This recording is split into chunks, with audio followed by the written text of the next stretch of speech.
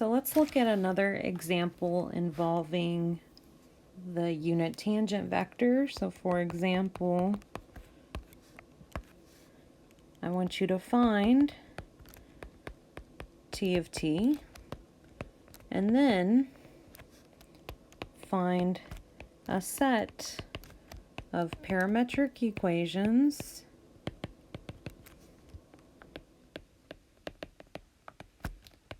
for the tangent line to the helix given by r of t is going to be 2 cosine ti plus 2 sine tj plus tk, and I want it at the point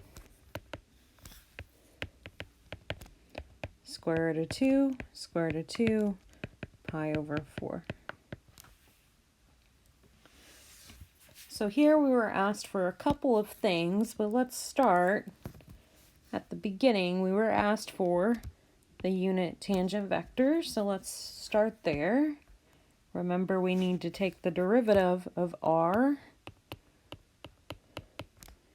So minus 2 sine ti plus 2 cosine tj plus the derivative of t, which is 1, so plus k. And then I also need the magnitude of this derivative, r prime of t. So the square root, and you're going to square minus 2 sine t, 2 cosine t, and 1. So you're getting 4 sine squared plus 4 cosine squared plus 1. And you can factor this 4 out of the first two terms. So if I factor a 4 out, I'll end up with sine squared plus cosine squared, but that's equal to 1. So it's the square root of 5. So then our unit tangent vector, it's 1 over the square root of 5 times your derivative of r, so that was minus 2 sine ti plus 2 cosine tj plus k. And there's my unit tangent vector.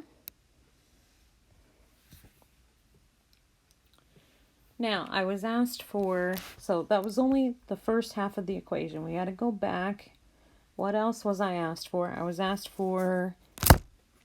to find parametric equations for the tangent line at this point. So if I look at that point, remember that k, my coefficient of k is t, so here this tells me that t would be pi over 4. So if I'm looking at the point square root of 2, square root of 2, pi over 4, this corresponds to t equals pi over 4. And so I'm going to plug this into my unit tangent vector.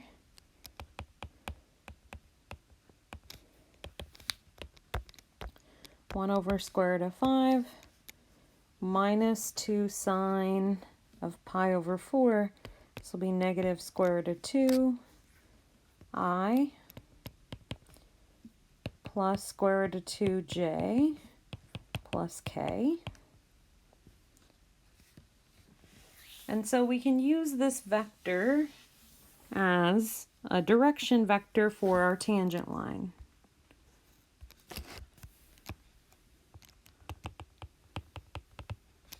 Direction vector of the tangent line. Well, remember the direction vector is not unique. I can scale it. So I can kind of forget about this 1 over square root of 5.